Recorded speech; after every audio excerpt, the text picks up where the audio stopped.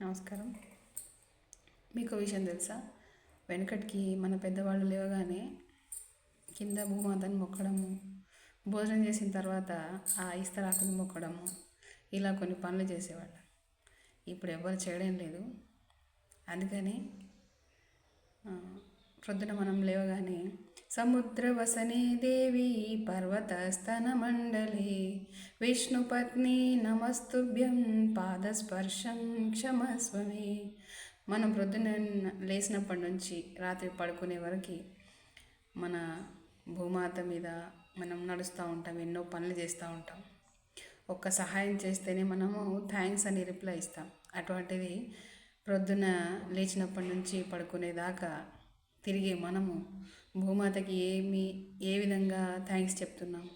ఈ శ్లోకం కనుక చెప్తే మీరు థ్యాంక్స్ చెప్పినట్టు లెక్క.